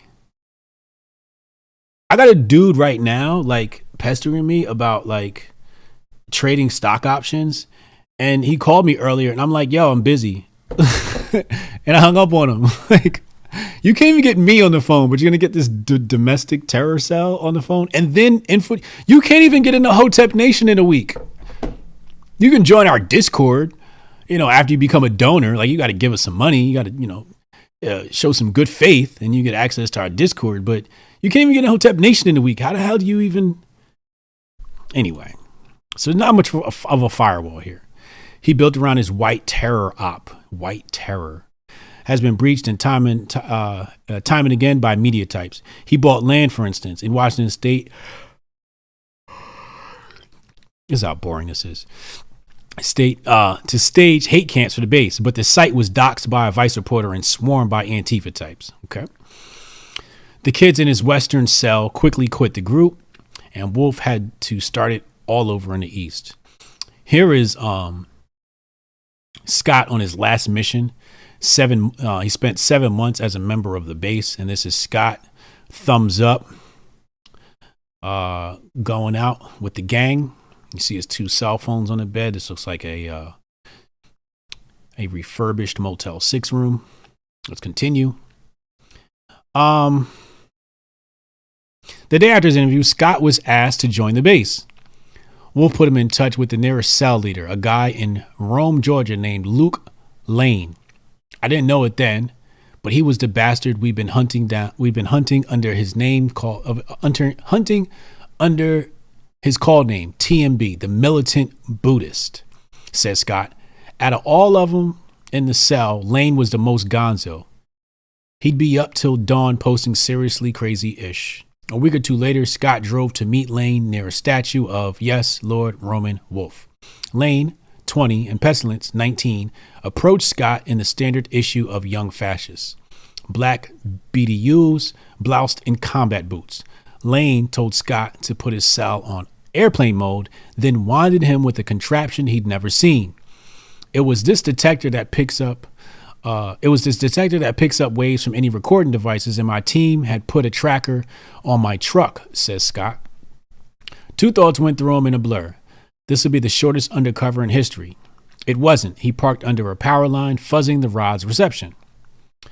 So, lucky Scott. Mr. DG456, thank you for the super chat. He said, interesting choice of group names. Al-Qaeda translates to the base in English. So ironic, both of these groups happen to use the same name. Clever. What? Really? Does Al-Qaeda really translate to that?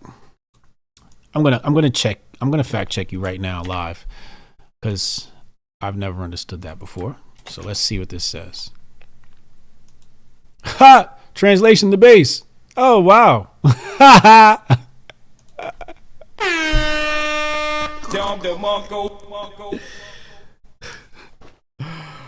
Oh my God.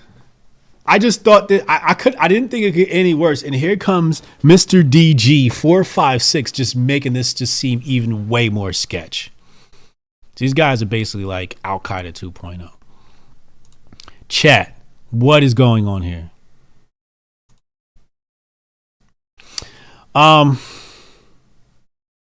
That question is something like it came up all weekend as he scoped out the armory they'd amassed. Each member of the base who came to Lane's place had a kit he could hit the ground with in Tikrit, set aside their long guns with which they aired out Star of David targets. What stunned Scott was all-around ancillary gear, bulletproof vest with ceramic plates that could stop an AK round, and loaded battle rattles holding gas masks and mag clips and everything you'd need in a firefight. These boys were tight, says Scott in grudging awe. Their shooting move skills, their magazine dumps. For homeschool dudes, they were pretty squared away. Scott says Lane lived on a farm that wasn't fit for habitation. There was a house on the property encircled by trash, but that was somehow rented to a tenant. Lane and his father bunked in the loft of their converted barn where they shared a kitchen and bathroom with Lane's sister. The father worked construction, was gone all day, but neither his nor Lane's best friend had a job. Pestilence, real name Jacob Caderly, was an unemployed teen who somehow scrounged the cash to pay for combat gear. Helter Skelter, real name Michael Helterbrand, was the only Georgia member with a steady check. He worked IT. Lane was the oddest of the three, though, says Scott. 8th grade dropout who'd quit school to read Mein Kampf and trade firearms online all night. Scott never saw his bedroom, but heard from the other members that it harbored an arsenal. That's how he had money to buy new gear, says Scott, buying and selling on armslist.com. I don't even know if I should pop that in to my browser right now. I'm not. I'm going to leave that alone. Let's not even touch that. At night, after hours of training maneuvers and honing their Sieg Heil poses, so they're practicing their poses, I guess, the base boys would sit beneath an awning by the barn, drinking Jägermeister and trading tinfoil theories. This gets funny. Pestilence would be talking about Earth being concave and that Hitler proved it by firing rockets that came down. Oh, God. I don't know who's stupid here. Everybody's stupid here. Then someone would say, no BS, Hitler's living in Middle Earth along with a race of giants. Okay, so Hitler's living in Middle Earth with a race of giants. Oh boy. So it feels like at this point, if we were to try to decipher the propaganda angle on this, they're trying to take aim at hollow earthers and flat earthers. That's what it seems like to me. And discredit those movements. And, I'm not either of those, but hey, people are allowed to have their conspiracy theories. Anyway, and Lane would declaim against the ZOG, or Zionist Occupied Government of America, for all their pagan bluster and dreams of an ethno-state. Scott couldn't help but ask these sex-starved boys how they plan to sire the master race. Oh, that's easy, said one of them.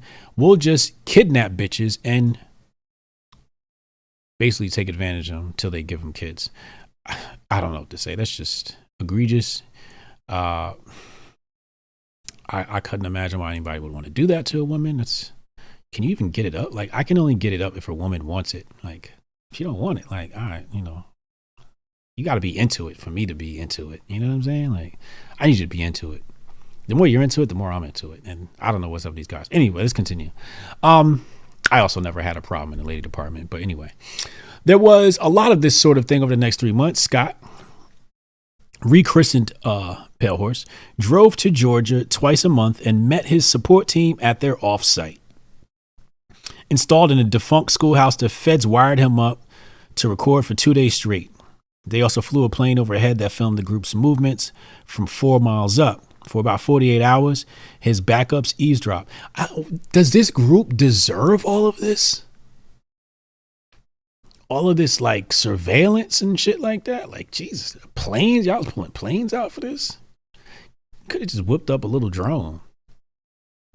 Anyway, for 48 hours, his backups eavesdropped as the boys' base burned Bibles and U.S. flags, cut themselves to bleed on blocks of Norse runes, and raged against Jesus and the rest of his effing U's. What the feds didn't want to hear were the names and date. Now here's where it's funny. It says, what the feds didn't hear were the names and dates of targets. So y'all heard all this stuff. Y'all got everything on, but you didn't get the names and dates of the targets? All the planes and recording devices, and the information you actually need, you didn't get? So they say the Georgia cell took pains to speak vaguely. Scott sensed they were hatching something, but couldn't get them to say it. Meanwhile, his case kept getting bigger. Sometime in August, 3 other men showed up. One became a fixture at the farm. He had a fringy beard and was evasive about his background, but his Manitoba twang gave him away. Patrick Matthews was a corporal in the Canadian Reserves, trained in explosive, who fled Canada after being outed as neo-Nazi by a reporter. Half the FBI was looking for Matthews, who snuck across the border weeks before. Members of the Georgia cell were awed by his prowess and his commitment to the cause. Lane's father let him stay at the farm, where, per Scott, Matthews slept in a horse stall for 2 months. Then there were the 2 other men who'd come down with him. Can't go back, real name Brian Lemley. Y'all remember Lemley? They used to visit this channel.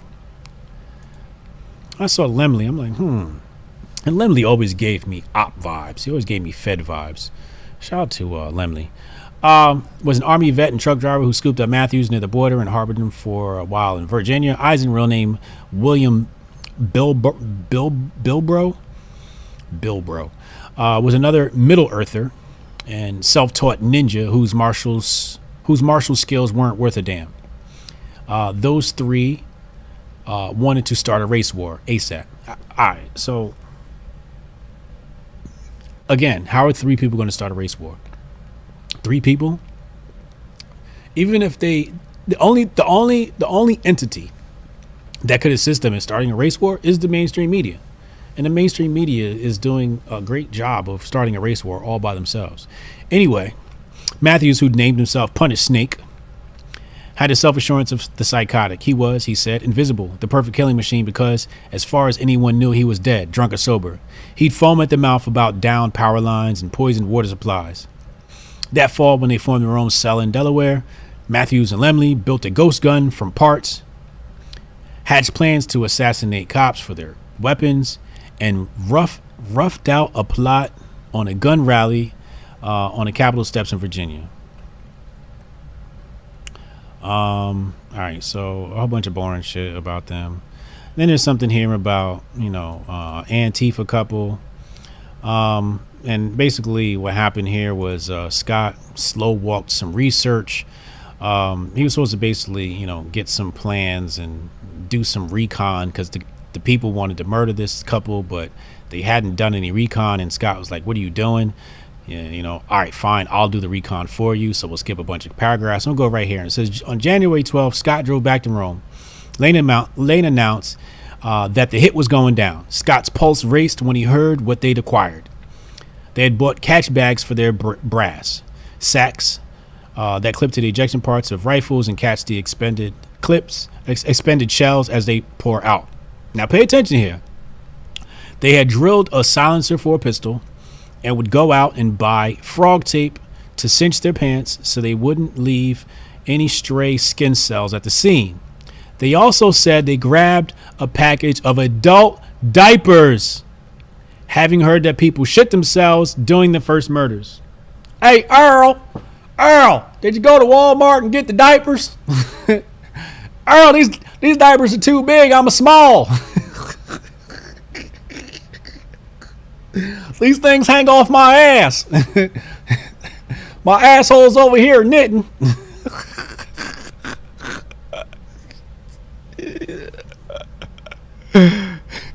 Domestic terrorist, bro. Oh my God. Oh my Lord, have mercy. Gary, catch up. Hit the live button to catch up. You can watch the replay later. Oh my God. So these domestic terrorists have procured diapers. So here they are. This guy's definitely a size large. This guy is definitely the angriest one of the group.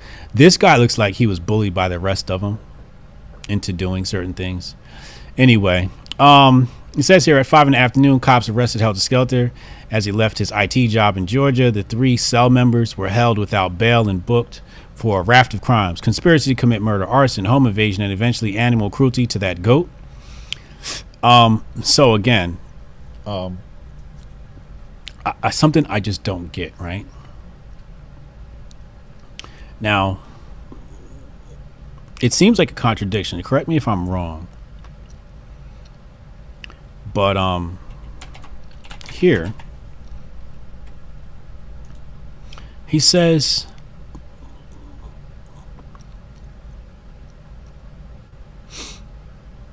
their shoot and move skills for homeschool dudes, they were pretty squared away. So if these guys are doing shoot and move skills, how can they not kill a goat? Shit just not adding up. It's just not adding up. Next day, January 16th, SWAT teams in 2 cities rolled up. Matthews, Lemley, and Bilboro.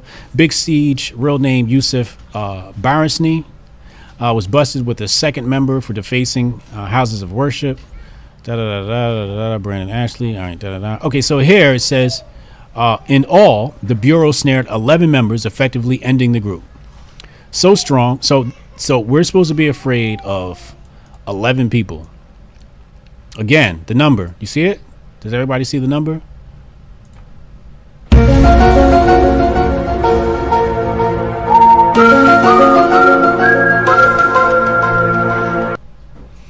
Go and fetch the pans, Chester.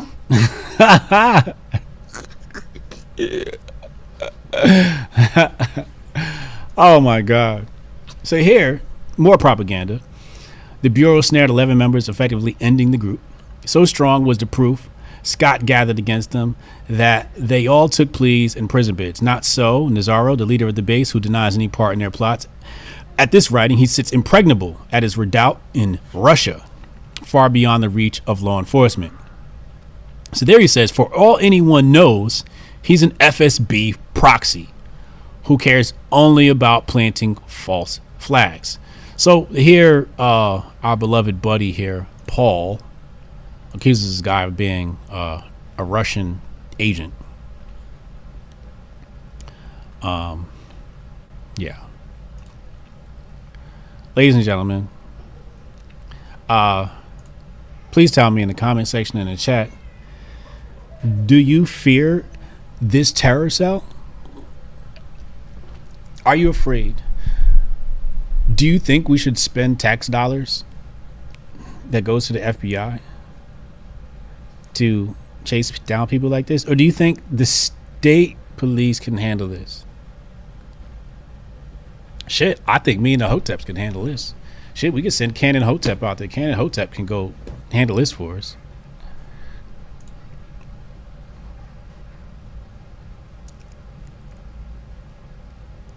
He said, first thing doesn't make sense. Nazis believe Christ is Aryan and that Christ is not Jewish. I don't know, bro. How do you know that, though? We got Nazis in the chat. It's like, nah. So, this is what we're supposed to be afraid of. We're supposed to be, fearful of this. Next question I'll ask you in the chat. Is this group, as Paul describes them, a death squad or national web of terror cells? I don't think we can describe these scrawny little kids as that. Uh-oh. Oh, man. Uh-oh. We got some breaking news here, y'all. Breaking news. The View host Whoopi Goldberg claims the Holocaust wasn't about race. These are 2 white groups. Uh-oh. Canceled.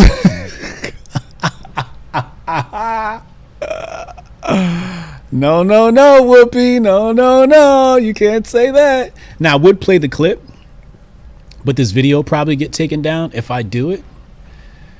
So I'm not going to play it. But that's what she said. I'll play it, I'll probably play it. We'll probably play it later on our secret show. Patreon.com/HotepsBeenTold you. We record that every Monday night for our Patreon subscribers. So if you're a Patreon subscriber, you can go subscribe there. Ben Shapiro says Whoopi Goldberg explaining that the Holocaust wasn't about race because these were 2 groups of white people isn't just insipid, it's insidious. It's downplaying the minority status of Jews in order to uphold BS intersectional arguments that justify anti-Semitism today.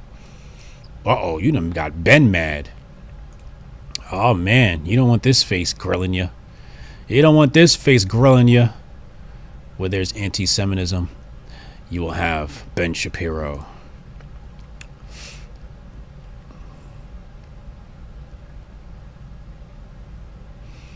Oh, man. Well, she's canceled for the day. Shout out to our freedom convoy truckers. Anything else new here trending? Nazis are still trending.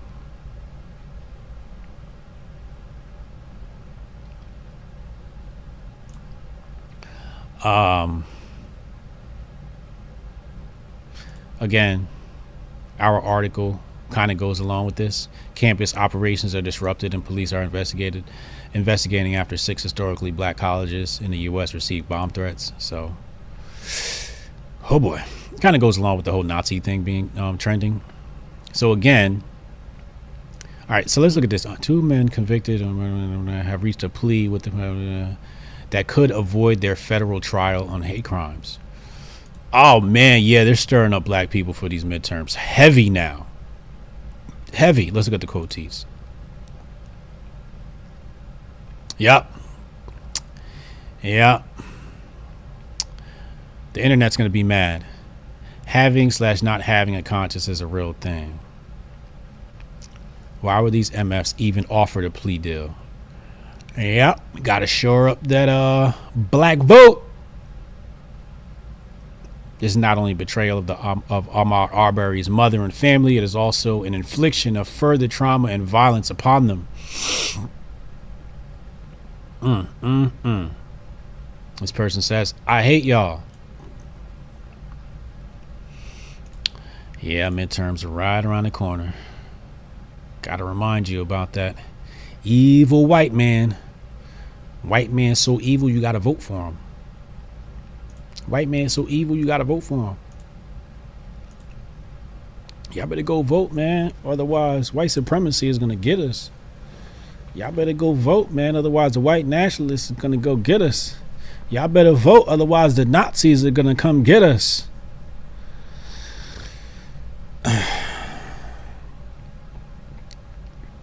Olivia said, countdown to Whoopi's apology in 5, 4, 3, 2. Indeed. Jake Pelon said, now she got to go to museums on an apology tour.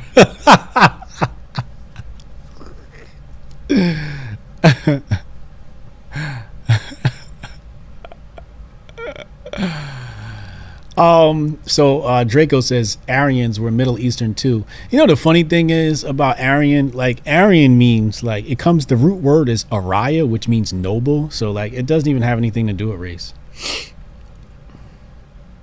Yeah, Arya or Arya. I think it's pronounced Arya. Todd Sullivan, FY 2022 president's budget proposes 10.214 billion for the FBI, an increase from 9.7 billion. Interesting.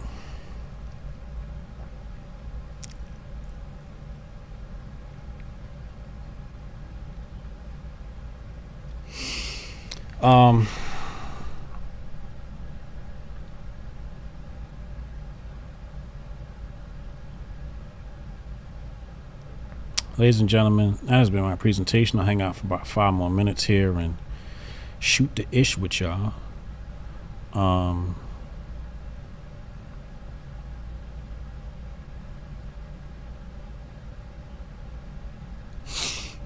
Do a little AMA before I get out of here. All right, I'll show you what I meant. Let's see. What do you type in?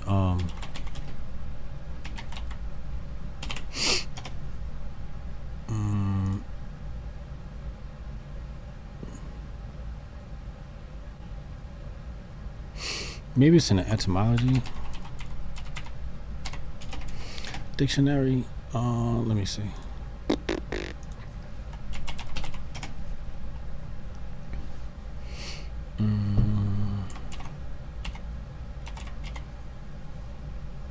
Here it is. I'll show it to you. It's on the screen now. Let me bring this over.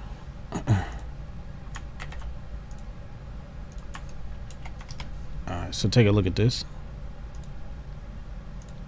Says here, ultimately from Sanskrit, Arya. You see it says Arya here, which means compatriot in later language to mean noble of a good family. So it really has nothing to do, at least in its origins, it has nothing to do with like race. It just means noble of a good family, compatriot. I don't know. I read a lot, so I be just knowing like random dumbass facts.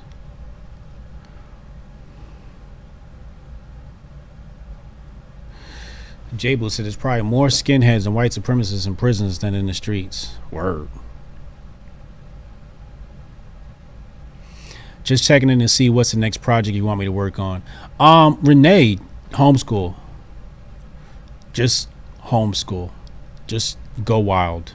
Anything and everything. I appreciate you. Shout out to Renee Vogel, who made a wonderful flyer for our homeschooling initiative. Anybody unaware of what it is that I'm talking about right now, I'll show you.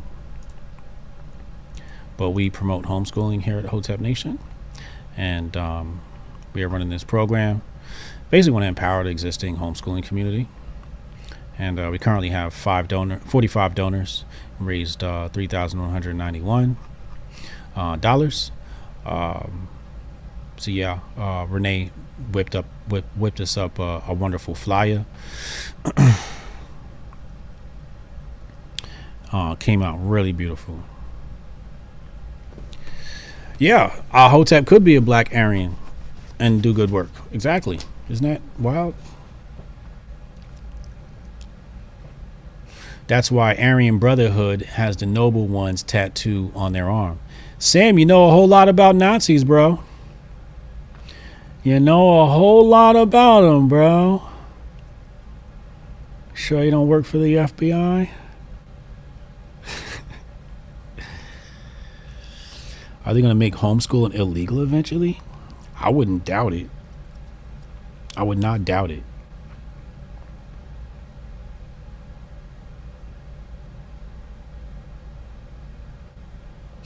What time is it? 4:38? All right, it's 4:38. Let me look at my to-do list.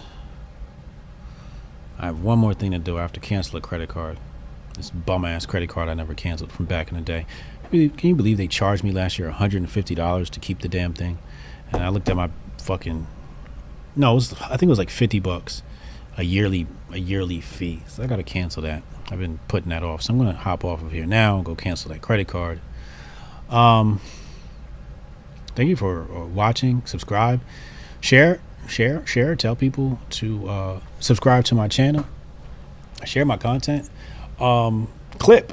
I need your help. Clip the best parts. Oh my God. I'm on 3 hours of sleep. Just so y'all know. I had 3 hours of sleep last night. I might take a nap because I have a 8 p.m. stream for 2 hours doing chess, and that's gonna just take the fucking living hell out of me. So I'm probably gonna take a nap now. That's what I might do. I'm gonna cancel my credit card and then I'm gonna take a nap. And get ready for my stream at 8 p.m. And then at 10 p.m. I'll be recording a secret episode with Uncle Hotep. And then tomorrow I got a meeting with Coinbits app at the office. I'll try to come back tomorrow and be on YouTube. Hopefully I can make that possible after I do my running around. If I'm not here tomorrow, I'm not slacking. I had to go to the office, and one of my homies is dying. Unfortunately, he's like in really bad health. I don't know if he's dying. I can't say that. His mom thinks he's dying. I don't know if he's dying. He might be dying. He's one of the homies though, and so I'm gonna go down there and check on him, see what's going on. Maybe puff some weed with him. You know, weed always makes people feel better. So I'll probably go hang out with him, make sure he's okay. He was in the hospital last year, heart problems. I don't know if he was jabbed up though. I'll ask him tomorrow, but he did have some heart problems. I don't think it's due to the Dr. Grifty juice, but if you don't see him on YouTube tomorrow, that's what I was doing. And I'll definitely be back on Wednesday, providing great content and keeping you guys aware and translating the propaganda from the media, etc., so on and so forth. I am Hotep Jesus, and Hotep and Bill, love y'all.